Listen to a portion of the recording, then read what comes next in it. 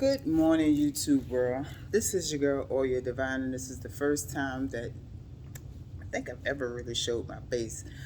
And normally I'm pulling cards, but I've been guided for the longest to just get on here and talk about my spiritual journey that I've been on from, I'm going to say, about 4 years. And excuse my roughness. I'm at the gym. Just got through finish a workout. Haven't worked out in a while. Took time off from working out and competing. I was a bodybuilder to find myself spiritually. So it started, I want to say, about 4 years ago, maybe a little longer, but I'm spirit is telling me 4 years. I took time off from competing and focusing on the physical and started working on and healing myself within. At that time, I cut out meat. I went pescatarian. And I thought it was going to be a hard journey, but it wasn't. I actually asked my spirits, my guides, my ancestors, if this is what they wanted me to do, please make the transition as easy and simple as possible. I wasn't eating pork. I stopped eating pork maybe with like 8 years prior. And I wasn't a fan of beef. I was just mostly eating chicken and turkey and seafood. And so my guides, they literally made it easy for me to give up eating land animals. So I just eat seafood. Anyway, within that journey, I went through the dark night of the soul, as they call it, and things were brought back to memory about my childhood that I've completely forgot. And I'm not going to make this video too long.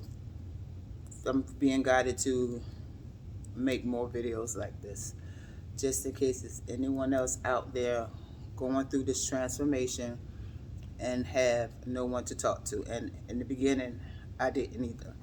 I had to learn things and go through things on my own. I had this one particular female that I was going to, and I was asking questions about things that I was seeing, and she made it all about herself. She made it seem like I've been through that already. You got to catch up to where I'm at, blah, blah, blah, blah, blah, blah. So pretty much I just cut her loose and just went through my own learning and healing process. So as I was saying, as I was going through the dark night of the soul, there was things in my childhood that I've completely forgot about. I mean, I literally pushed it completely out of my head. And my childhood wasn't physically abusive, but it was more mentally abusive. I've had a father that was an alcoholic and was on drugs, and he was a male chauvinist, so he didn't respect females, including, my mother. And my mother was very passive. It was like, whatever your father said, whatever your father said. My father, used to call me a little whore, a bitch. I would never be anything. The only thing women were good at was, spreading their legs. Um, Even as I'm reminiscing on it now, I could see the whole situation replaying in my head. And he wasn't just verbally abusive to me, but to my brother as well. And I only have one living brother, and he was abusive to him also verbally. But in my case, I'm the oldest, and I really caught the funk of it all. I was never good enough in anything at all. As a female, I was made to think that I was useless, that females were just put here on this earth to serve men. And as I sat and I watched my mother take the verbal abuse from my father that grew up in my headspace. And as I grew up, not knowing, I was attracting men that was just like my father. I used to say all the time, I want a dark-skinned man. I want a man black like my father, but not act like my father. But little did I know, as I was going through the dark night of the soul, and I learned that's exactly what I was attracting. Men that was verbally and mentally abusive, like my daddy. I was looking for a father figure in the men that I was dating and not even realizing it. I wanted to please and make my father happy with me. It always felt like I was doing something wrong, so I always went out of my way. And that's how it was in my relationships as I grew up in teen into an adulthood. When men would verbally and out got in some physically abusive relationships. We'll get into that later in another video with my daughter father. We used to fight like hell. But even the men that I dated that verbally abused me and made me feel less than and made me feel like I should be happy that they even took the time to even consider me in their life, I took it because I didn't know who I was at the time. I didn't know my self-worth. I never thought I was ugly, but I never thought I was pretty enough. And yeah, I look a hot mess now, but what we do? Who cares? Anyway, back to what I was saying. When I went through that dark night, and let me backtrack some. I always, as a child, saw spirits, and I always had a voice in my head talking to me. And when I used to tell my mother about it, she made it seem like I was possessed. It was demons. And they constantly kept throwing me in church and made me feel like there was literally something mentally wrong with me. And I remember times laying outside on the grass and looking up at the sky at night, at the stars, and crying and saying that I didn't want to be here anymore. I didn't belong. I didn't feel like I belonged to my family. I didn't belong here on this planet, and I just wanted out. And there has been several times that I attempted to commit suicide because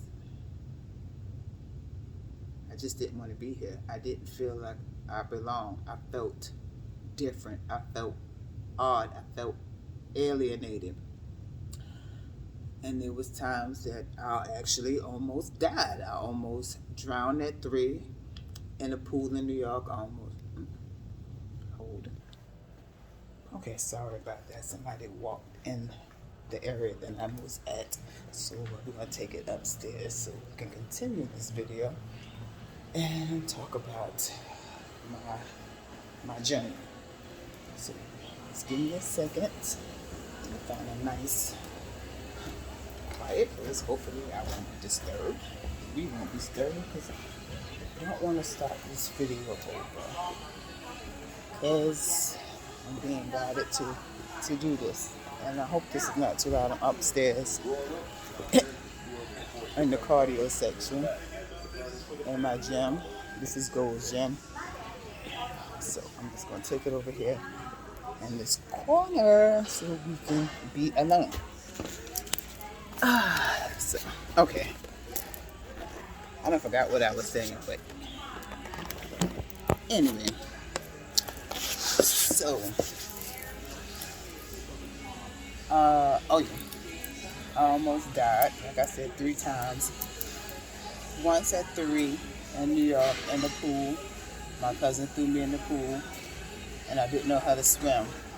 And just to make the story short, as I was going under, I remember coming up, breaking the surface, and looking at her laughing at me, and she's sticking her foot in the water, and the lifeguard snatching me out and pulling me out the water, and pushing the water out of my chest, and her sitting behind laughing.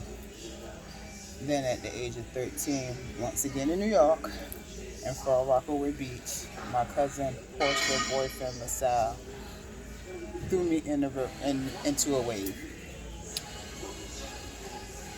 And that one, I remember going into the wave, and I remember having my eyes open and looking through the wave. And I remember something snatching me up the wave and bringing me back to the surface. It wasn't my cousin, it wasn't her boyfriend, because when I came out the water, there was no one around me at all to bring me out of the water. And I'll stick out to, there was a spirit in that water that saved me that day. And then at the age of 16, I was with my cousins. We was at it was a family reunion, and there was a party, and somebody started shooting and acting a fool. And as we was running, this white BMW, I believe it was, with jet black tinted windows, and this guy hung out the window, and I remember looking into the barrel of this machine gun. And all I can remember saying, "Oh my God," and covering my face and my head and ducking and seeing the fire come out of the barrel of this gun. I've been through some things in my life, and Spirit has always been there to save me.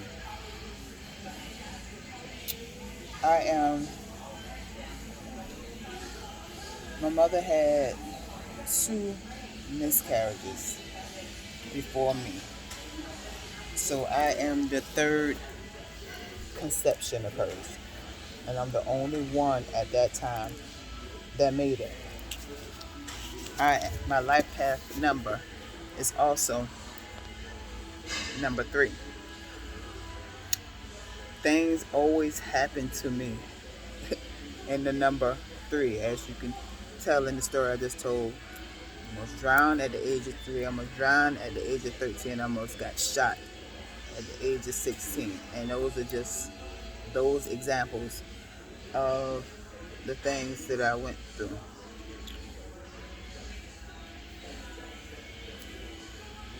Life hasn't been a basket of roses or strawberries. I've had a very damn rough life. I'm not even going to sugarcoat it. From my family, from finances to relationships. Things have been rough.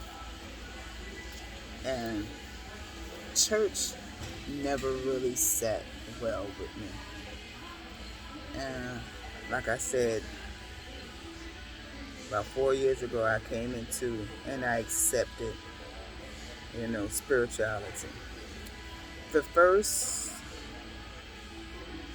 spirit that really showed himself to me was Anubis.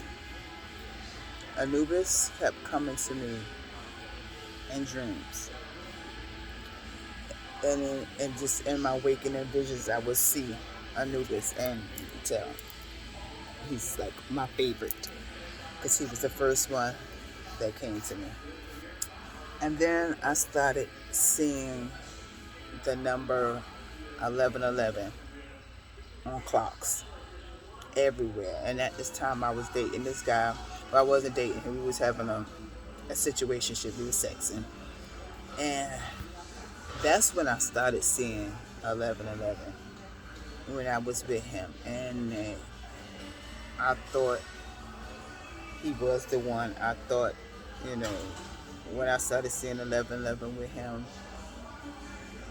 I realized that's when I started really researching, and they were like twin flames and and soulmates and whatnot. And I thought he was the one. And all he kept doing, no matter what I did to try to get him to like me, he just wouldn't let go, or he wouldn't give himself. It would just, he would call or text me when it was convenient for him, and my silly ass always made myself available to him. And then finally, Spirit was like, enough of you being dumb. We're gonna cut this shit off. We've been giving you the signs that he's not the one. He's treating you bad, and you keep allowing yourself to be mistreated by this dude.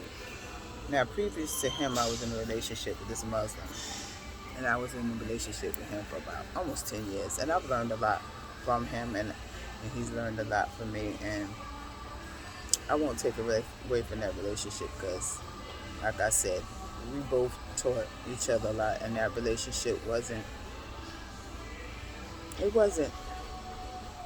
bad, and it wasn't great, but it wasn't bad at all. Like I said, I learned a lot from him, and I appreciate him for the growth that he's given me, and he's told me he appreciated me for showing him and pointing out the way that he was living. The Muslim life wasn't really what he wanted his children, his daughters, to actually grow up in that type of environment. Now, the Muslim life, it's not a bad religion, but just the way that his family was living, and their whole idea of old systematic rules and beliefs and how the women should live their life wasn't what he wanted for his daughters. And it took me to come in and pretty much show him, hey, you don't really have to, live your life like that. Anyway, I'm just jumping all over the place. Back to the dude that caused my awakening. But anyway, I saw my life with him. I saw, marriage. I saw everything, and I was like, yep, this is the one. The Spirit was like, no, he's not. He keep making you cry. You keep riding past his house, and he telling you he's not home, but the liar is home. Cut him loose. But at the time, Spirit put me in a bubble, I would say, and made me go in hermit mode, made me go within, kept people from me, other men from coming into my life, to make me finally sit my behind down and realize you can't expect somebody to love you when you don't love yourself. So at that time, there was no dating anybody. There was Tasha, sit your behind down and go within and have self-love. Love yourself first. You cannot expect someone to value your worth and love you when you don't know what the hell it is that you're looking for in love. So that's what I did, and even when I was going through that point where Spirit was, love yourself, love yourself, love yourself, self-love, then that's when old boy decided he wanted to take some initiative to try to somewhat make it seem like he was interested. But at that time, Spirit was like, no, buddy, you had your chance. Because, matter of fact, right here in the same gym, Spirit told me I had to let him know how that I actually felt about him. And he had a window frame that he had to reciprocate. So I saw, um, can't think of the name of those clocks that have sand in it, an hourglass.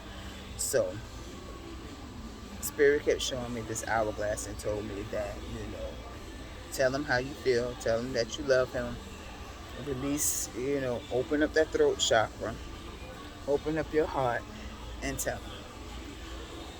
So I did in this very gym. We went to the same gym. So I told him exactly how I felt. And when I did, I was like, whew, that was such a relief, such a burden. He was like, really, it was that hard to tell you? And I was like, yes, it was. I was like, I feel so much better. You don't really realize the release that I feel. Well, as soon as I told him, I saw the hourglass flip. And the sand started coming from the top part, going into the bottom part. He had that window of opportunity to make a change, if it was going to work, he had that window of opportunity. Well, let's say that, but now to me, his time had ran out. And when his time had ran out, Spirit sent someone else into my life. And it was odd, but it worked. It worked. So that's who I'm with now. How the hell did I jump on this situation? I was supposed to be. This is going to be a scattered multi-sets of videos of me just sporadically going from one time frame into the next.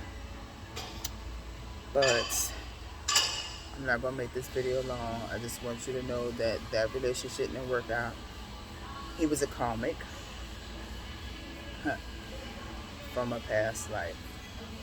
Exactly. I found out he was someone from a past life that didn't work out then. And it was supposed to. We were supposed to be together in that lifetime. But it didn't. And this was the lifetime for us to try to. But it didn't. And I'm not coming back. So that's that, buddy. There's no more lifetimes for us. But everything happens for the reason, a good reason. And the guy that I'm with now, we both make each other happy. We both been through some heartaches in our lives. And that's another thing. I seem to attract broken men that need to be healed. I am a healer. I come in contact with people that have been through traumas in their life, and I comfort, I nurture. I have that mommy mentality. But we'll get back to my mother in another video, because I may be a nurturing spirit, soul that wanna nurture and cater people. But you must know your limits. You must know your boundaries. You must know when to say enough is enough. You're draining my energy. You're taking my life. What about me? And self-care. Self-care is a must. It's a must. If you don't take care of yourself, then who the hell will? Just that simple.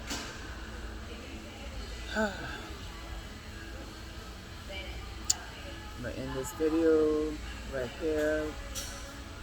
There'll be more videos to come and take you on my spiritual path, my journey, where it started, where it's at, and where it's going, and I'll get more in depth of my childhood, my teenage years, spirits that I see and I talk to. Celestial beings. They don't like to be called aliens. That's disrespectful. That's like calling them a racist term. So celestial beings. And my whole awakening process. Thank you for tuning in. This is your girl, Oya Divine. I will be making more videos like this, and hopefully it reaches whoever it needs to reach. And like I said, you are not alone. I am not alone. We are all on this journey to make Mother Gaia better. We are all on this journey of self-healing. We are all just on different frequencies and time zones, time path, time of the illusions. We are all just in this together. And we're going to make it. We're going to make it through this. Trust and believe. Until next time, beautiful beings, this is your Oya Divine. Namaste.